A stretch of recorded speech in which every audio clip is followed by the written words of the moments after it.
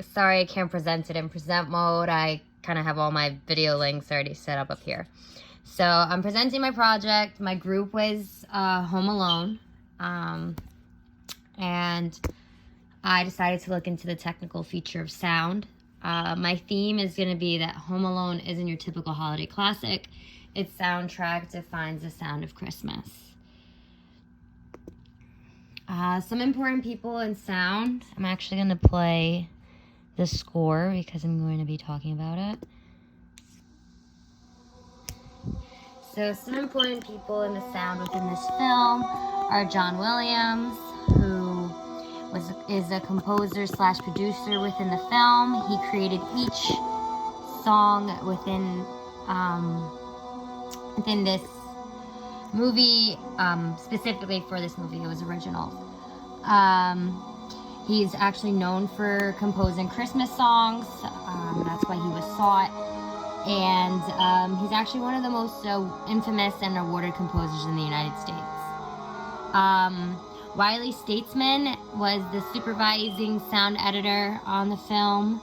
He's actually worked in sound for over 4 decades. And lastly, Michael Wilhoit is the supervising sound effects editor. His career started in 1976, and he's known for his work with Foley sounds. The next slide is the original award-winning score, which is playing right now in the background. It was created originally by John Williams. It was pre-recorded, not live, during the film. The complete score was about 13 minutes and 5 seconds long, but the extended score runs about 56 minutes and 58 seconds long.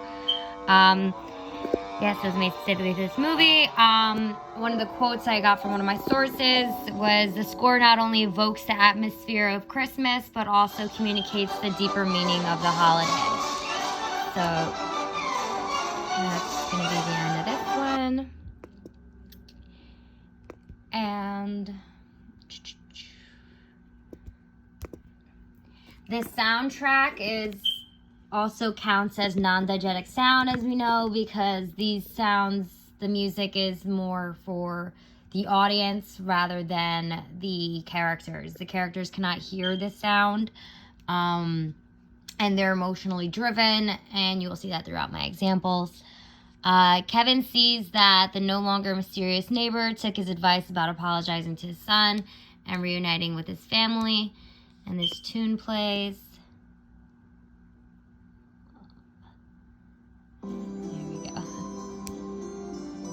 So Kevin sees that his no longer mysterious neighbor took his advice about apologizing to his son and reuniting with his family. This joyful and touching scene is accompanied by this beautiful song. I'll even show you a snippet of him finally seeing the rejoicement. You can feel it within the song. It's a very cheerful song.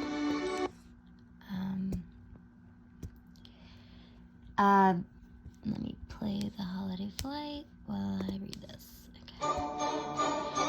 The cue, the holiday flight, adds to the hectic morning of running late to the airport.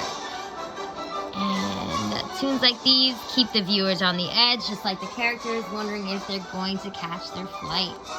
It's a very fast-moving pace, which keeps the beat up, and everybody's wondering, oh my god, are they going to make it or not?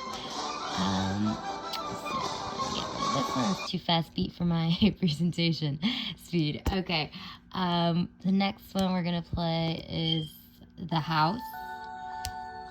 The soundtrack, The House, the cue, gives the audience a feeling of mystery and obscurity. It's like a dark feeling to it. The tune plays when Harry and Marv come around, which are the robbers in the house, if you're not familiar with the film. Whenever they come around, the song comes on, and which gives a very edgy feeling and of mystery, because it's a little boy versus 2 grown men, and the little boy wins. Lastly, part of the soundtrack is, I'm going to play it in a certain part where the chorus ends up coming in, because I think that's like the most beautiful part of it. Somewhere in My Memory is the most beloved part of the soundtrack. It plays at the highest emotional point in the movie when Kevin reunites with his family and feels like he belongs again, leaving the audience in awe. During this part, this is a really emotional part for the movie because the movie starts off with Kevin wishing that his family would disappear and that he hates his family because everyone bullies him because he's the little one and he's always the one that messes everything up. But once, they forgot him when they went to Paris, they felt all terrible and they actually all missed him. So when they came home, he finally felt loved and felt like he was a part of the family, which was a nice, song to play because it was very touching. For diegetic sounds, sorry, not non-diegetic, we already went over those. For diegetic sounds are sounds that originate within the film, and these are sounds that the characters can hear. So I'm going to play this one. This is the part where Marv tries to come into the house, and Kevin uses the original film clip that was made just for this movie called Angels with Filthy Souls to scare Marv into thinking someone was in the house was getting murdered. So over here he puts fireworks that he's going to put. So we see him light them, and they're going to go off. I'm going to give you to the count of 10. And it's going to give the illusion that someone is shooting. No good keister off my property before I pump your guts full of lead. All right, Johnny, I'm sorry. I'm going. Sorry, I should have started a little later in the film. 10.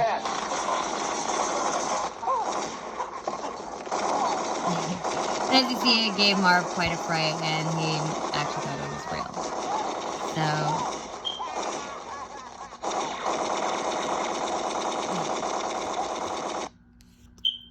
So that's the first one.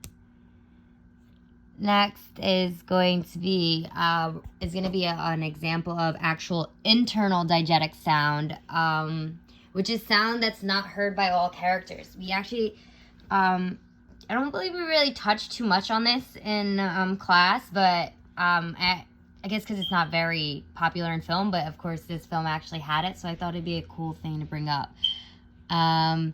So in this scene, Kevin believes that he actually wished his family away.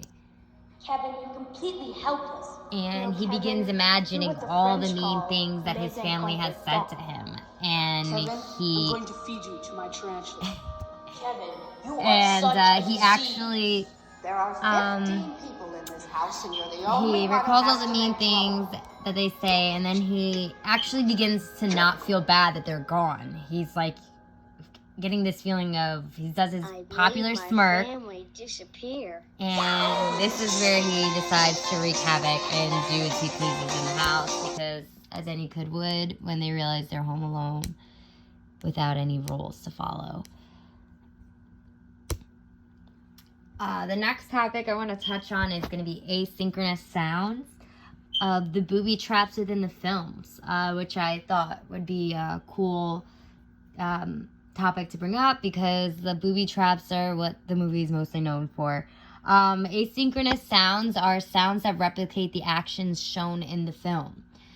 So in the next piece I'm going to show you is going to be a part where Harry creaks open the door and sets off the fire torch, which ends up lighting his head on fire.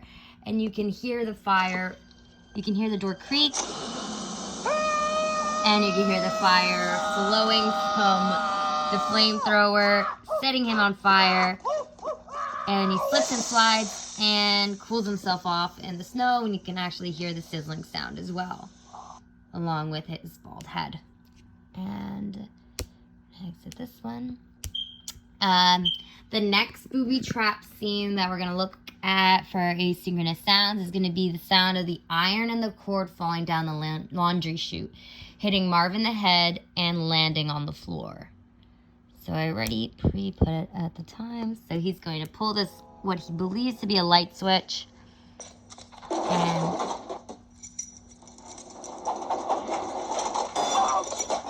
so from the video, you heard it flying down the chute. You heard the cord flying down the chute. You heard it hit Marv's head. And you also heard it ding on the floor. which are all asynchronous sounds. For the next one is going to be Harry brands his hand with the steaming red hot door handle on the McAllister's front door and sticks it in the snow, and it causes a sizzling reaction. Oh no. Where did it go? Oh no. Sorry, I'm having technical difficulties.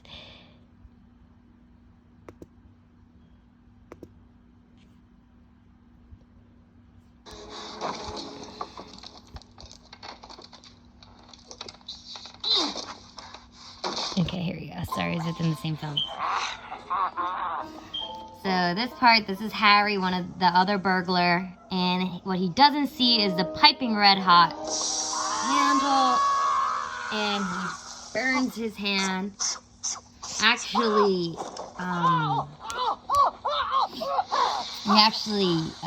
what's the word? I'm losing my train of thought. I'm sorry.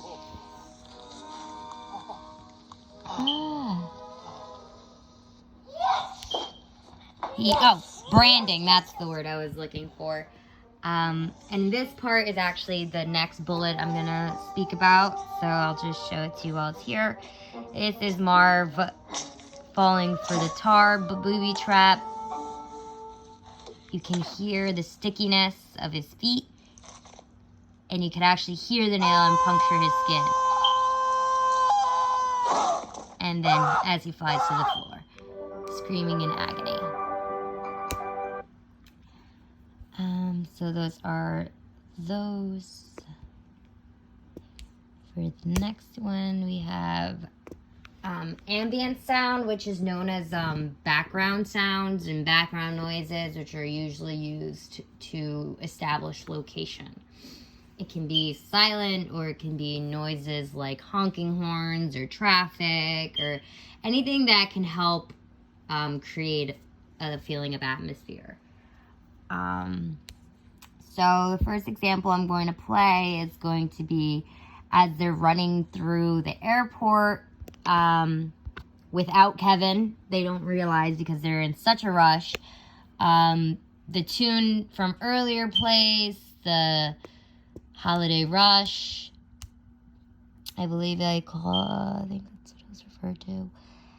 And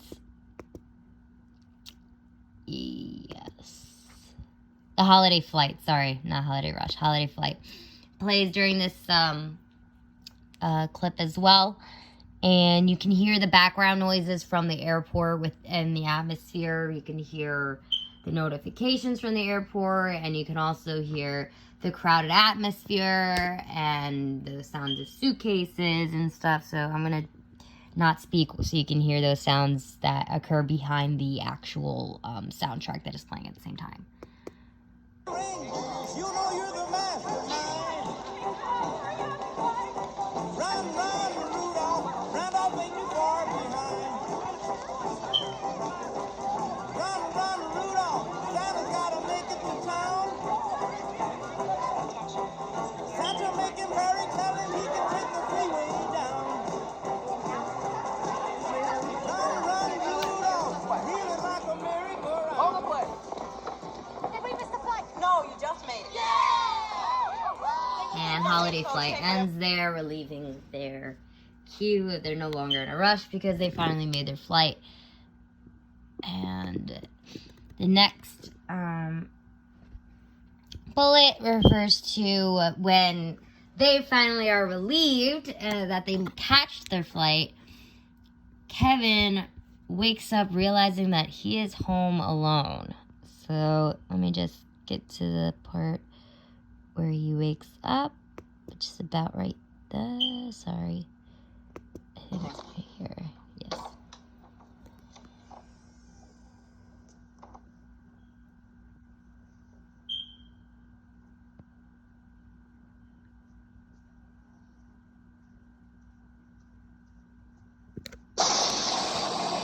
As you can hear in that scene, it was pitch quiet. You could actually, if you listen close enough, you can hear Kevin's feet walking on the carpet because it's so silent, and it automatically, the although the audience knows that the McAllisters left Kevin, the audience feels, oh my gosh, Kevin, how could you not know that everyone's gone? The house is completely silent, which never occurs in a house of 13 people. So, 13 to 14, sorry, I'm not sure exactly how many. But yes, in a large house, it's almost never silent, and that scene, it was complete silence, which should have thrown him off, but it is too early in the morning for him to realize. The last topic I want to talk about is going to be Foley sounds. Foley sounds are pre-recorded add-in sounds from everyday activities, or just pre-recorded sounds that are pre-recorded before the film or put in after films that was already made. So, I'm going to show you the scary furnace from the basement scene.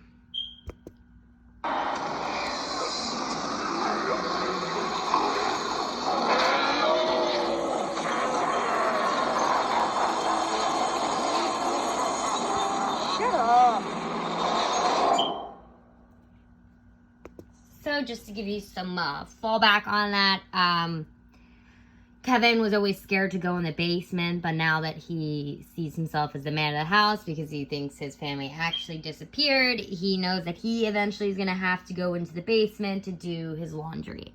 So he goes down to the basement, and realistically, furnaces do not make those monster sounds, so that was a add-in Foley sound. The next bullet is going to be the squeaky sounds that come from the rubber boots that are worn by his mysterious neighbor when he's at this store. Do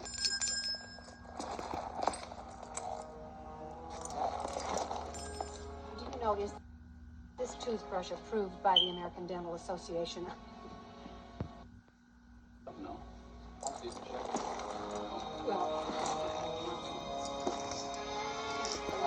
Not only do they use the sound, but also, I know although this isn't speaking about the camera angles and whatnot in this presentation, but it's also a great thing to mention because they continue to go along with this mysterious feeling by not showing who exactly is wearing the boots until Kevin McAllister turns around and realizes it's his mysterious neighbor that before his brother left told him was a shovel murderer. So he's super terrified of him, and as you saw from the other clips, he ends up becoming really good friends with him, and they both end up fixing each other's problems.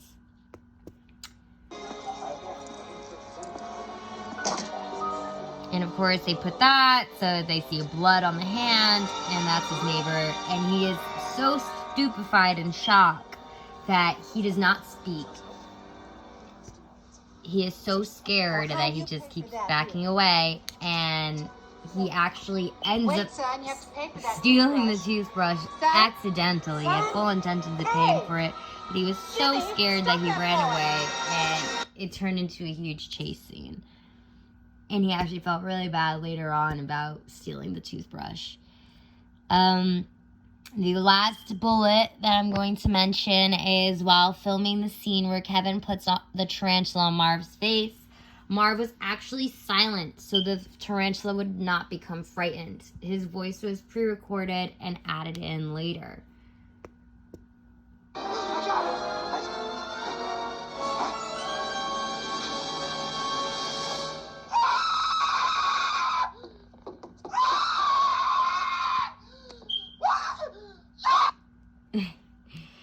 So that was let me exit that before that starts playing. Yes, so that was a added in sound that was added in later, and it's actually one of the most popular parts of the movie. That is the end of my presentation. I hope that my narration wasn't awful. I tried. Yes, I hope you enjoyed the presentation. If you have any questions, feel free to email me or comment on it.